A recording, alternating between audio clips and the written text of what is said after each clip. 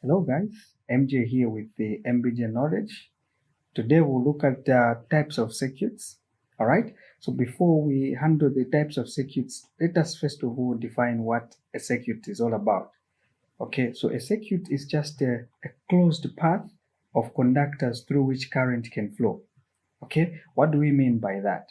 It means a conductor will simply mean a wire, okay, which is a good conductor, which can allow charges to flow actually. Okay, and that wire is not supposed to be cut. No wonder we're saying it's supposed to be a closed path. So it's a pathway for current, all right? Because we define current as the flow of charges. So the charges, they want to move around their path, all right? So since now we understand, we know what a circuit is all about, let us look at the types of circuits, okay? So the first one that we're going to look at will be the series circuit, okay? In a series circuit, coming from the background of what a circuit is, a series circuit is a circuit in which current flows in one path only. Okay, it only has one route, one route only. Okay, where current can flow. Such type of a circuit is called as series. Okay, let us give an example here. This red wire that you are seeing, okay, this is a path where current can go through, okay, around this path. Okay, so now this black dot you're seeing there, we are taking it as that is current. So how does it have one route? Let us see what is happening. Okay, have you seen that this current did not go anywhere else but along this red route?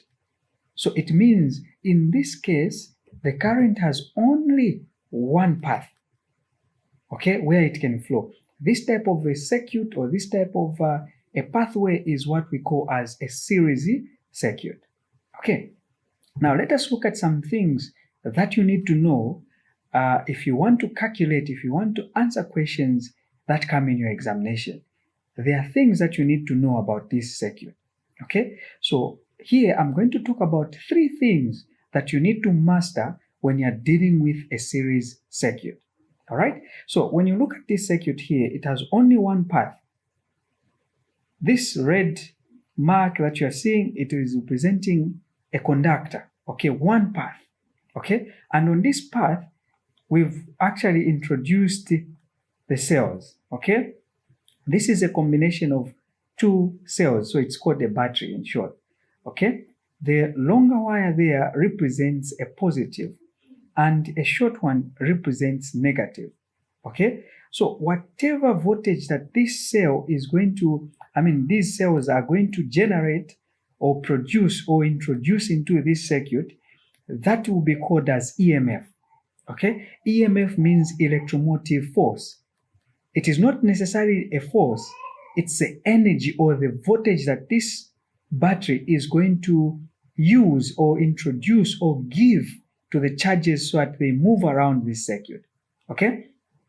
Don't get confused with this. These arrows, they represent the movement of current, the direction.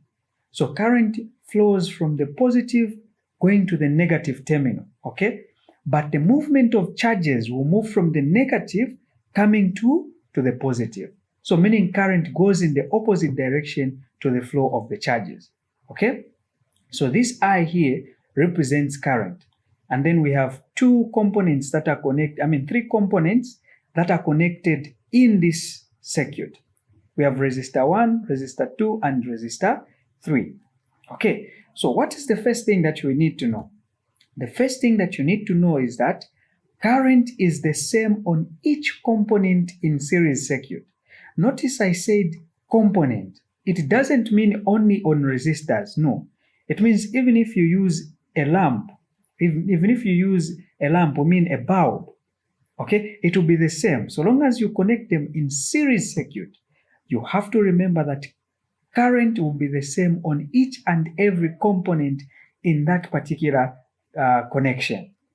All right, so in this case, it means the total resistance, the total current in this case, okay, which is IT, will be the same at all points. So resistor 1 will have the same current which will run through in the entire circuit, the same as R2, R3 also.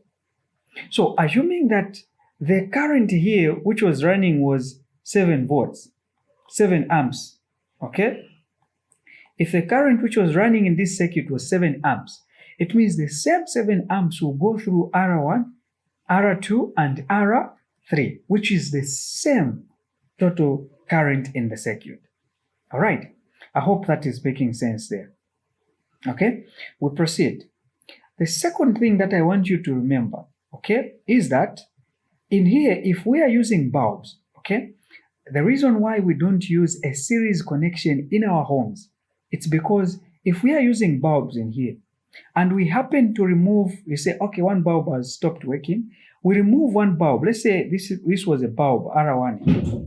We remove this bulb here, okay? What will happen is that removal of the bulb is going to cause this circuit to become open.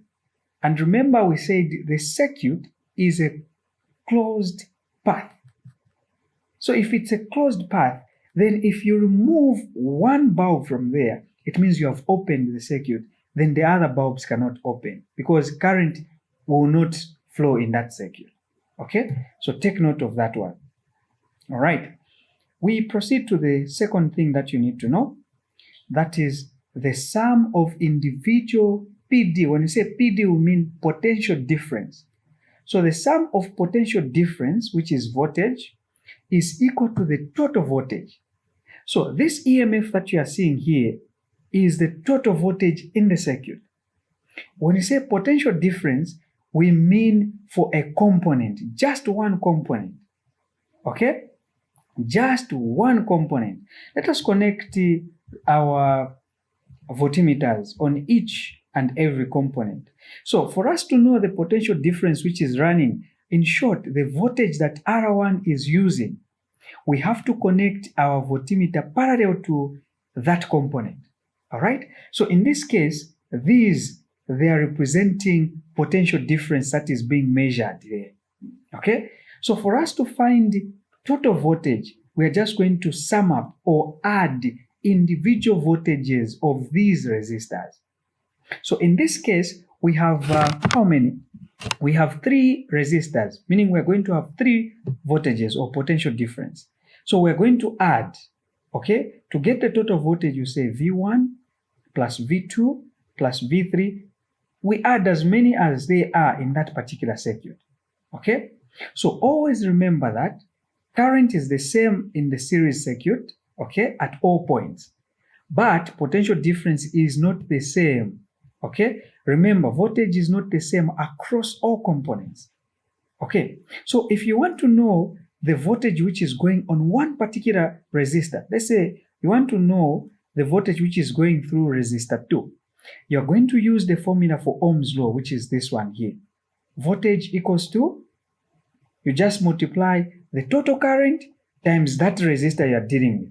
Okay, so if this resistor was 3 ohms, okay, if this resistor was 3 ohms and the total current we had talked about 7 amps, okay, I was just going to multiply 3 times 7, okay, 3 times 7 to get my voltage. All right, it means that voltage will be for resistor 2. So remember this formula here, very, very important, okay, when you're calculating voltage for one particular resistor. Okay. Let us go to the third thing, which is the last one that you need to know. It's about the sum of individual resistance is equal to the effective resistance in the circuit. Okay? So the sum, meaning if you want to find the effective resistance in this circuit, what does it mean? It means finding the total resistance that is running in this particular circuit. So, okay. So for the series circuit, for you to be able to find the effective resistance, what you're going to do is just to add the individual resistance. Okay? So you just say R1 plus R2 plus R3, as many as they are in that circuit. Okay? So those are the 3 things that you need to remember all the times when you are dealing with a series circuit. Let us try these now on a practical question. We have this problem here. When we look at this question, look at the resistor 2 and resistor 3. resistor 1 and resistor 2, which is 2 ohms and the 6 ohms resistor. Look at the way they are connected. Okay, when you just look at the path, there is only one path in this case. It means they are connected in a series circuit. So those are 3 things we have learned. Let us now try to apply them. Okay, so they're saying calculate the combined resistance in the circuit. Okay, so you need to understand the physical language. There we've talked about effective resistance, but now they're saying find the combined resistance in the circuit. So combined resistance is the same as total resistance. Okay, so this is a series circuit. For us to find the combined resistance, we said you add individual resistances. Okay, so we're just going to say R1 plus R2. In this case, it's 2 plus 6. Okay, so 2 plus 6, the total will be 8 ohms. So in this case, our combined resistors in this circuit is 8 ohms. Okay, so this 8 ohms represents the total resistance in this entire circuit. All right, let us try question B. Calculate the current in the battery. Okay, calculating the current in the battery, okay, requires us that we use the formula for Ohm's law, which says resistance is equal to voltage over current. All right, voltage over current. Now, for us to be able to use this, okay, it means since we are finding current in the battery, it means that is the total current in the circuit. All right, so for us to find this total current in the circuit, we need total voltage, okay, which is the EMF. Are we given? Yes, we are given. This is the total voltage which is running in the circuit. Have you seen on the cell here or on the battery? Okay, then we need the total resistance. Total resistance, we just found that one. This is the total resistance that we found in the circuit, the 8 ohms, meaning we can go ahead and calculate now. Okay, so let us put down on the data. Okay, so the current we don't know, we are trying to calculate that current. Resistance, we are using the total resistor because we are finding current which is running in the entire circuit. Okay, so we are using 8 ohms. Total voltage, we are using the 4 volts. That is the EMF that this battery is supplying in the circuit. Okay, using this Ohm's law, we substitute. So we have 8 here, then 4 over I. So you're going to say over 1 on the 8 and then cross multiply. So what is 8 times I? We're going to have 8I and then equals to 4. Then divide by 8 on both sides. Okay, we divide by 8 on both sides. So the 8 and the 8 will go. We are going to remain with the current. Then divide 8 into 4, where you get what? 0.5 amps. So this 0.5 amps is the total current which is running in the circuit. At the same time, that is the current in the battery.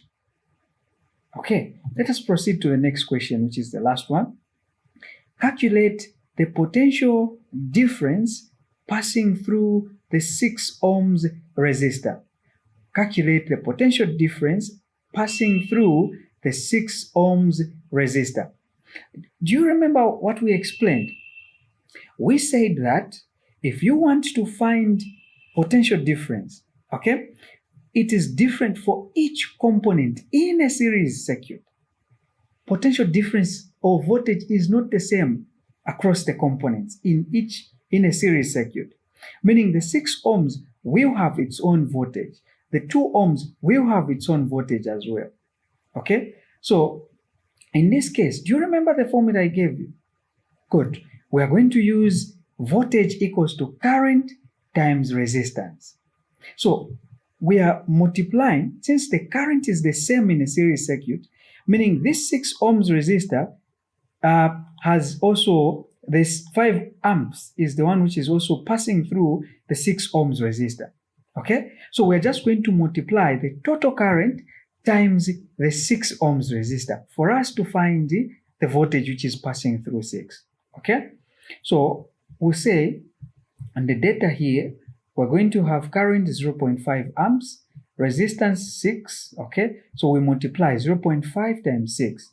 So our potential difference will just be 3 volts, okay? So that is the voltage which is passing through the 6 ohms resistor. All right, so thank you very much, guys. Next time we're going to look at the parallel circuit and an examination question. Then later on, we're going to look at the combined circuits now, where we have series and the parallel put together. How are we supposed to handle the questions? Keep on sharing and like the video. See you next time.